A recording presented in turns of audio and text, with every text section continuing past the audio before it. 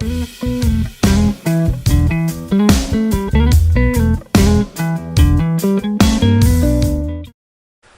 Pedro, capítulo 1, nós vamos ler os versículos 15 e 16.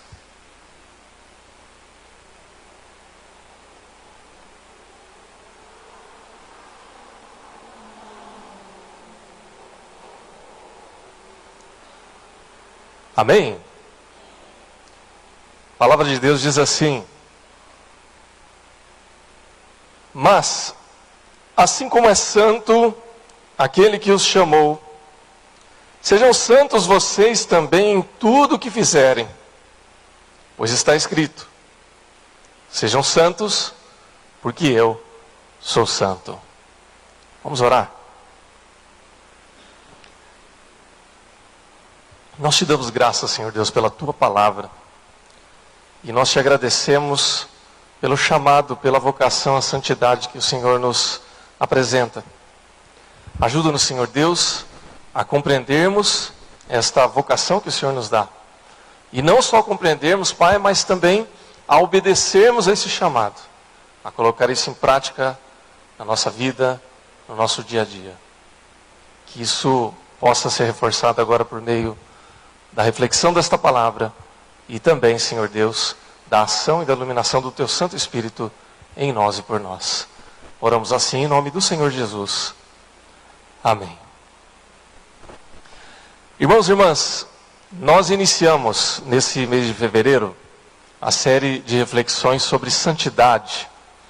E nos primeiros 2 domingos nós tivemos aí uma sequência de reflexões onde nós falamos sobre esse tema. Então, no primeiro domingo, nós refletimos sobre o conceito do que é ser santo, do que é ser chamado santo. Ou seja, santo é aquele que é separado por Deus, é aquele que é escolhido por Deus para um propósito específico. E nós conseguimos aí entender, por meio da reflexão da palavra de Deus, que essa escolha é feita por Deus. Não há mérito, não há o que nós possamos fazer para que Deus olhe para nós e sorria para nós. Porque isso vem por meio da graça de Deus, por meio do amor incompreensível de Deus, que olha para nós e nos escolhe, nos acolhe e nos separa para sermos dele. E porque somos povo de Deus, somos santos. Nós tivemos a reflexão no domingo passado. Pastor Rafael trouxe uma reflexão e um desafio para nós entendermos que ser santo ultrapassa os estereótipos, ultrapassa a noção de que santo é aquele que tem uma expressão, uma face, uma forma de se vestir ou de falar, que santidade vai muito além destas coisas. E hoje nós temos um desafio prático a respeito da santidade a qual Deus nos chama para vivenciarmos.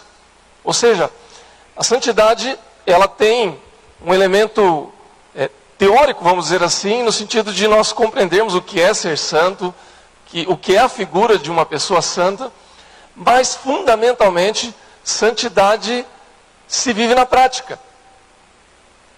Santidade é um conceito, porque baseado na compreensão de que Deus nos escolhe, mas é também vivência, é prática, é dia a dia, é relacionamento com aquele que nos chama para ser santo, que é o próprio Deus.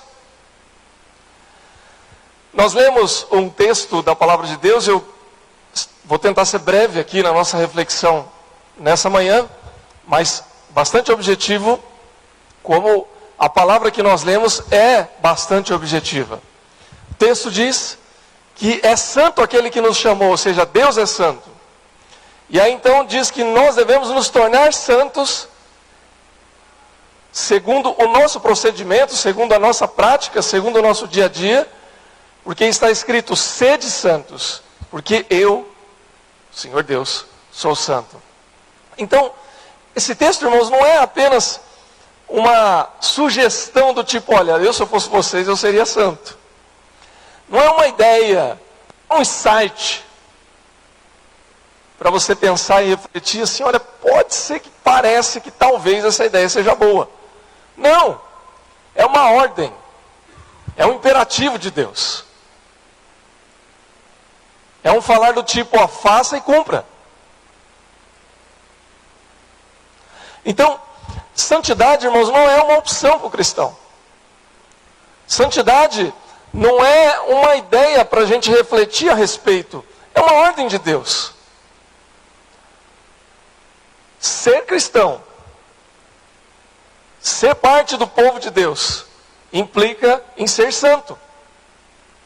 Não há outro caminho. Se a gente recupera o que nós estamos falando aqui no início, é uma escolha de Deus, sem dúvida. Mas é uma escolha de Deus que, por consequência, traz essa ordem. Olha, vocês vão ter que continuar nesse caminho. Eu separei vocês. Eu coloquei vocês para ser o meu povo. E agora, temos que seguir em frente. Não há retorno. A não ser que nós não tenhamos ainda entendido ou experimentado a boa e perfeita vontade de Deus para cada um de nós.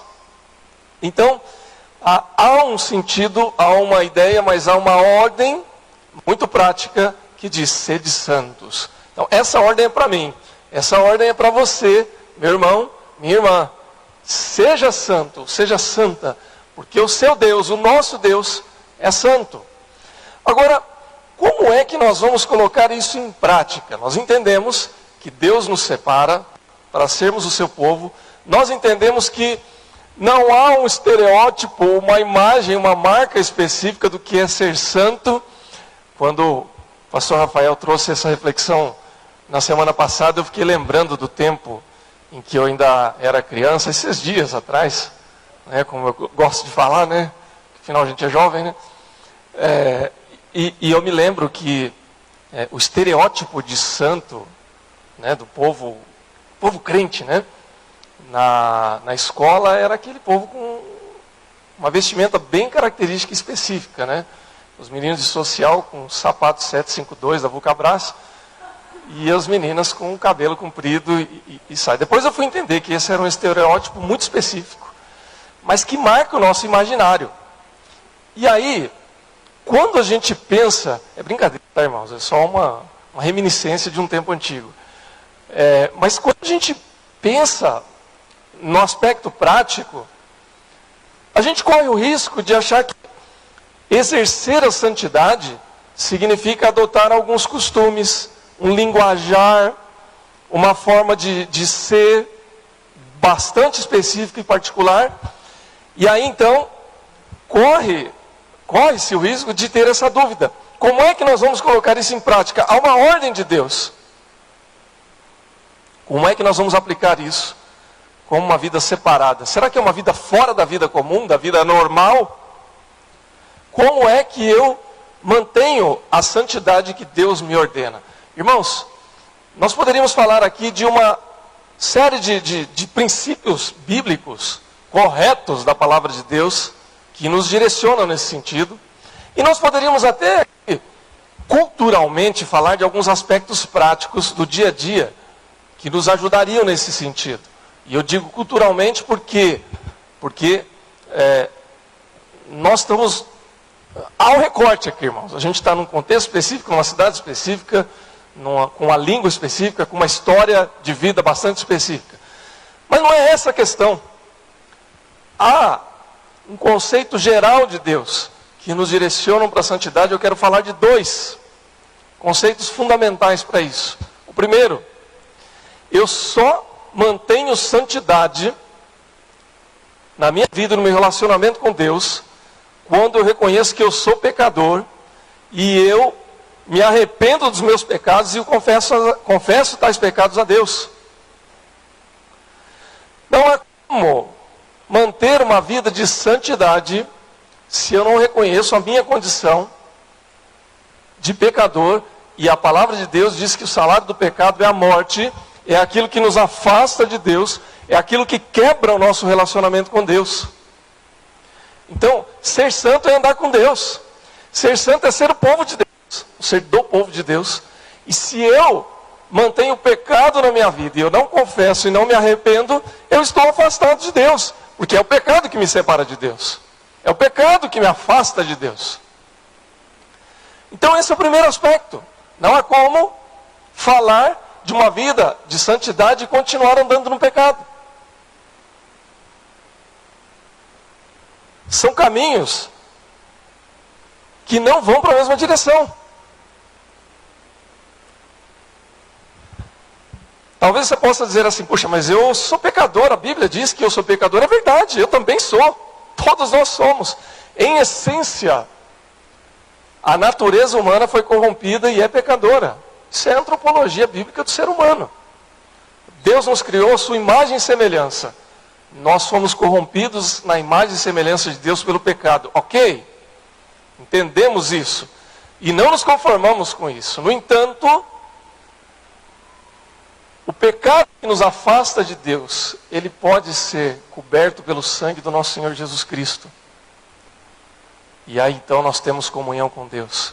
1 João, no capítulo 1, versículo 9, diz isso: se confessarmos os nossos pecados, Ele, o Senhor Deus, é fiel e justo para nos perdoar os pecados e nos purificar de toda injustiça. Então, o arrependimento e a confissão é a chave, irmãos. O profeta Isaías, lá no capítulo 6, quando ele tem uma visão celestial, onde Deus manda os anjos para trazer uma revelação e que vai trazer a vocação profética de Isaías, os anjos eles chegam e 3 vezes dizem santo, santo, santo. Eles declaram que Deus é santo por 3 vezes. E quando Isaías tem essa visão, ele cai em desespero. E ele diz assim, ai de mim, porque eu sou um homem pecador, de lábios impuros, e estou no meio de um povo de impuros lábios. Trocando em miúdos, ele diz, eu estou perdido. Agora a coisa foi. Porque eu estou na presença de um Deus santo, e o meu povo também, e nós somos pecadores. Isaías entendeu que, na condição dele de pecador, ele não tinha como estar na presença de Deus, ele seria consumido. E ele e o povo dele, o povo de Deus. Havia, depois você vai ler todo o livro de Isaías, vai entender que há todo um contexto de chamado de Deus para que o povo se arrependesse. Como muitas vezes a gente vê no Antigo Testamento. Aliás, irmãos, é algo para a gente refletir. Que a história do povo de Deus no Antigo Testamento mostra isso. Toda vez que o povo deixava de se arrepender, confessar os seus pecados e andar em santidade, problema. Problema grave. E aí então, Deus levantava um profeta, alguém que interpretava a lei que Deus já tinha dado. As pessoas conheciam a lei, mas de vez em quando precisava alguém lembrar das pessoas que a palavra de Deus existia, para dizer, olha, arrependam-se. Arrependam-se. Confessem os seus pecados. E essa é a mesma mensagem que nós encontramos no Novo Testamento, quando João Batista, levantado como profeta, dizia, arrependam-se, pois está próximo o reino de Deus. E o reino de Deus, ele chega em Jesus Cristo, quando Jesus Cristo encarna a inauguração do reino de Deus na terra. E então, as pessoas são chamadas ao arrependimento e à confissão. Irmãos, santidade tem a ver profundamente com confissão e arrependimento. Nós estamos vivendo um tempo, irmãos, isso não é uma novidade. Nós acabamos de falar aqui do Antigo Testamento, do Novo Testamento, coisa de 2, 3, 4 mil anos. Mas o período que nós estamos vivendo é muito semelhante a algumas dessas fases, onde não se fala e não se é muito popular e agradável falar a respeito de culpa, de responsabilidade, de mudança de rumo na presença de Deus. Por quê? Porque em cada um de nós parece que há uma verdade. Isso é bem pós-moderno, né? A minha verdade é a minha verdade. A minha necessidade é a minha necessidade. Então, se cada um de nós somos detentores de uma verdade, por que é que nós precisamos confessar e nos arrepender? Estamos certos. Ora, se eu tenho a minha verdade, eu estou certo. E se eu estou certo, por que eu preciso me arrepender? Mas não é o que a palavra de Deus diz. A palavra de Deus nos chama para a confissão, para o arrependimento, para a transformação de vida. Irmãos, não existe transformação de vida em Cristo sem confissão e arrependimento. Você pode orar aqui. Foi lindo o tempo que nós tivemos aqui de louvor, de adoração. E eu creio que o Espírito Santo, ele constrange o nosso coração para isso. Mas eu posso me deitar aqui na frente, na presença de Deus, e pedir para que Deus transforme a minha vida. Se eu não confessar os meus pecados e não me arrepender na presença de Deus, nada vai mudar. Você entende isso, meu irmão? Esse é o primeiro desafio prático da palavra de Deus, para que nós vivamos em santidade. Confesse os seus pecados. Arrependa-se. Confie no amor e na graça transformadora de Deus. Você vai encontrar a vida de santidade. O segundo e último aspecto. Aspecto prático para nós vivermos uma vida em santidade. Andar com o Senhor Jesus. Meus irmãos e irmãs, Pedro, quando ele diz assim, sede santos porque eu sou santo, ele lembra, essa não é uma palavra nova, ela vem lá do Antigo Testamento também, mas é uma releitura à luz de Cristo.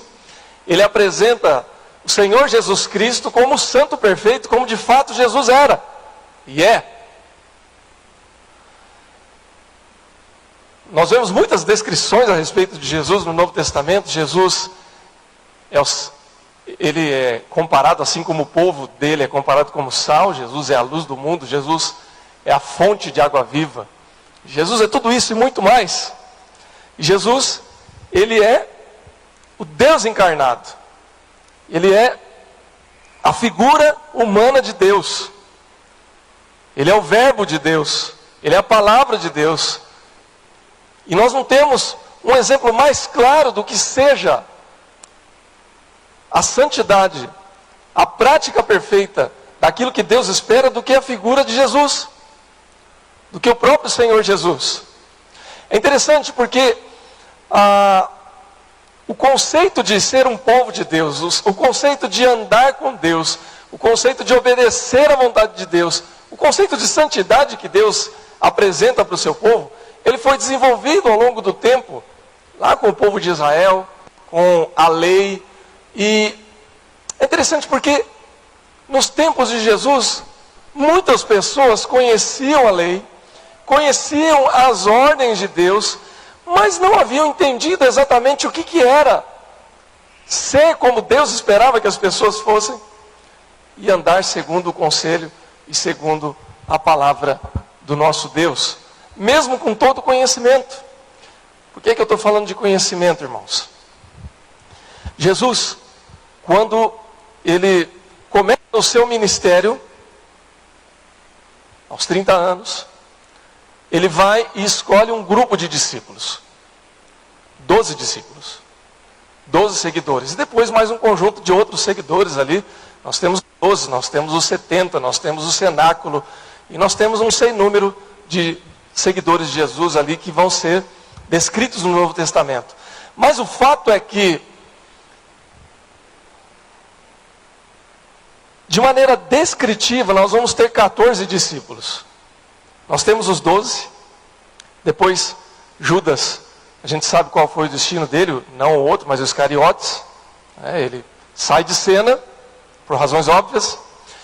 Os discípulos escolhem Matias, que era seguramente um homem piedoso, mas que a gente pouco ouve falar de Matias depois.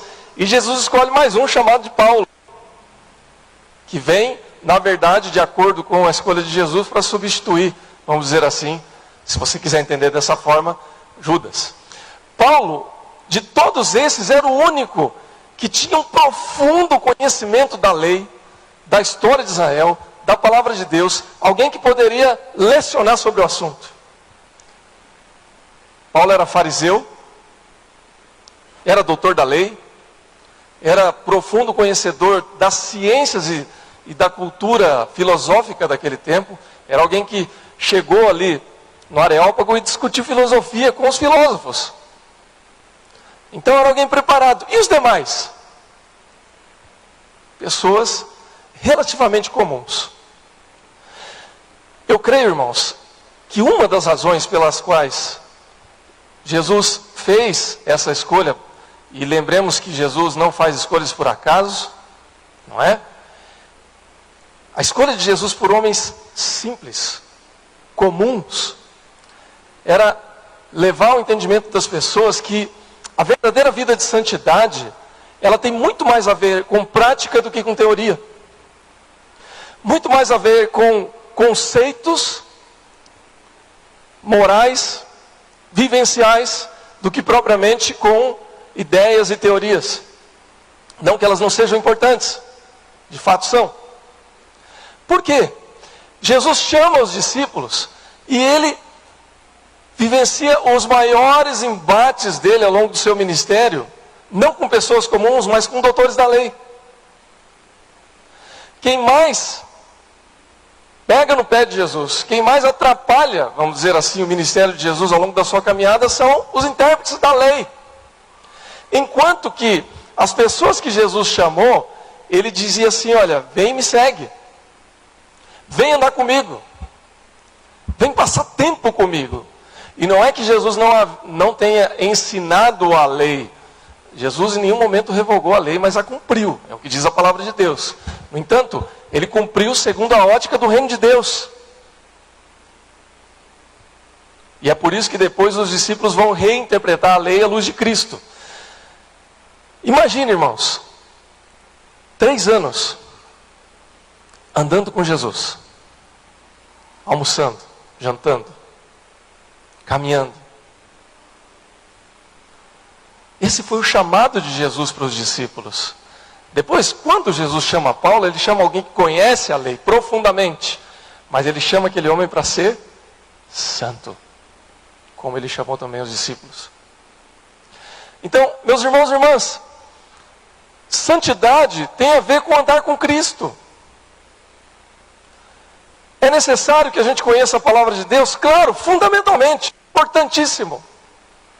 Mas a minha vida de santidade começa com o meu relacionamento com Deus em Cristo Jesus. Não há como nós mantermos santidade afastados de Deus. Não há como nós mantermos santidade afastados de Cristo.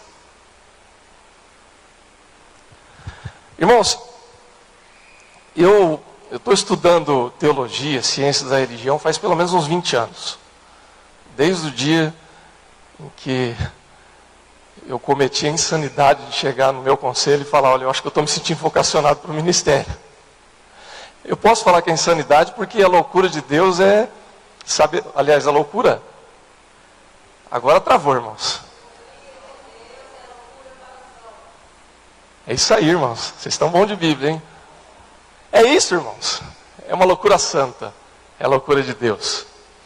Primeira coisa, né, que a gente faz, né, que eu fiz, que o pastor Rafael fez, que os outros pastores fizeram. Quando a gente se apresenta para o conselho, eles mandam para o presbitério e eles, de imediato, mandam um monte de livro de volta para a gente ler. Né, começam a provar a nossa vocação também na teoria. Irmãos, nós nunca paramos de estudar depois disso. Nunca mais. Você faz faculdade, você faz depois convalidação, faz pós-graduação, faz mestrado, continua lendo, continua estudando, e eu vou passar o resto da minha vida estudando. No entanto, irmãos, Deus me chamou para ser santo antes da vocação. Não foi minha vocação para o ministério pastoral que me tornou santo. Não foi a faculdade de teologia que me tornou santo. Não foi o livro mais legal da última semana que me tornou santo. E nem o próximo livro. Pastor adora ganhar livro, viu, irmãos? Fica a dica, né? A gente gosta de ganhar livro, a gente gosta quando investe na nossa vida para a gente fazer curso, participar de congresso. É uma bênção. Só que o que vai nos transformar ou tratar o nosso nível de santidade é o nosso relacionamento com Deus. Então, é isso que vai mudar a nossa vida, irmãos e irmãs. Quando Jesus chama os discípulos para andarem com Ele, Ele está chamando para que eles sejam santos. Venham andar comigo. Venham aprender de mim. porque eu sou manso e suave. Depois o apóstolo Paulo, ele vai entender esse chamado de Jesus. Realmente ele era um homem erudito, conhecedor da lei, e continuou estudando a lei e reinterpretando a lei.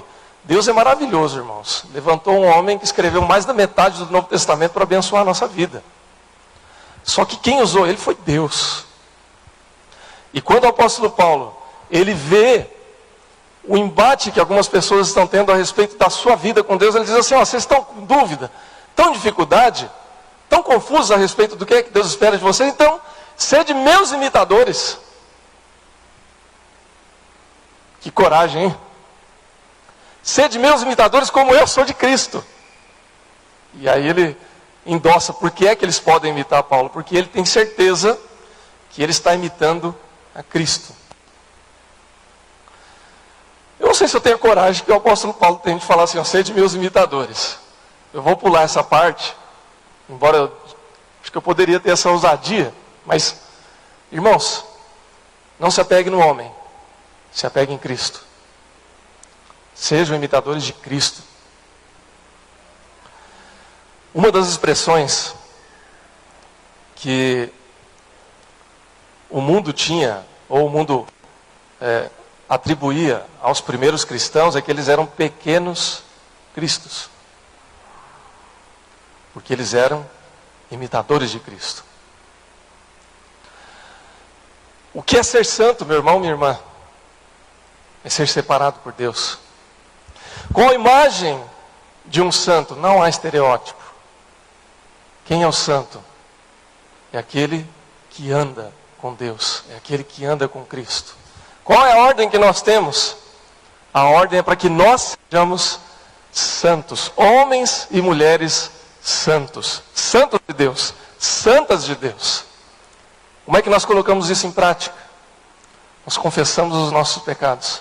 Nós reconhecemos as nossas limitações e assumimos que diante de Deus nós precisamos nos arrepender. Consertar tudo aquilo que está errado. Tudo aquilo que eu estou fazendo errado na minha casa, no meu trabalho, na minha vida. Confessar a Deus. Mudar de rumo.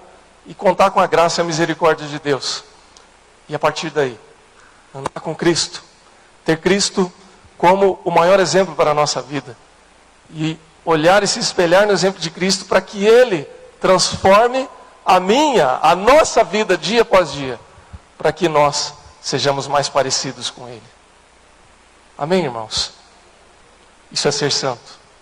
Isso é colocar em prática, fazer isso no dia a dia de tal maneira que santidade não seja apenas um conceito, não seja apenas uma ideia, mas seja fundamentalmente uma prática do nosso dia a dia. Amém, irmãos? Que Deus te abençoe, que Deus te ajude, que Deus te fortaleça e que você e eu sejamos santos como Deus é santo. Feche seus olhos e vamos orar em nome de Jesus. Pai, nós te damos graças porque o Senhor é misericordioso e aprove ao Senhor nos escolher para sermos santos. O Senhor nos separou, o Senhor nos reservou esse privilégio. E agora, Pai, em nome de Jesus, nós pedimos que o Senhor nos ajude, Pai, a colocar em prática isso que o Senhor nos chama para ser. Tua palavra diz que é o Teu Santo Espírito quem nos constrange e nos incomoda a respeito do nosso pecado, Pai. Assim como o profeta Isaías um dia ficou desesperado na Tua presença porque reconheceu que era pecador. E o Senhor ainda nesta passagem purificou os lábios dele para que ele fosse perdoado de todo o pecado. Que assim o Senhor nos constranja também, Pai. E nos abençoe. E nos transforme. O rei Davi certa vez orou um salmo em que ele dizia que enquanto ele calava os seus pecados, o seu corpo era consumido pela dor, pela culpa, mas que quando ele entregava e confessava os seus pecados, entregava a sua vida ao Senhor, o Senhor transformava a sua vida. Lava-nos de todo pecado, Pai. Limpa-nos de toda injustiça. E transforma a nossa vida em nome de Jesus. Ajuda-nos também, ó Pai, a conhecer cada vez mais o Senhor Jesus. A caminhar com o Senhor Jesus. Queremos ser, ó Pai, como os discípulos no caminho de Emaús, que ao andarem com Jesus sentiram o seu coração queimando da Tua presença, Pai. Queremos, Pai, pedir que a santidade do Senhor queime o nosso coração por meio da presença do Senhor Jesus. Queremos, Pai, queremos vivenciar a presença do Senhor Jesus de tal maneira que as pessoas possam ver a presença de Jesus em nós. Ajuda-nos, Pai. Que essa seja a tônica, que essa seja a prática do nosso dia a dia. É a nossa oração. Em nome do Senhor Jesus. Amém.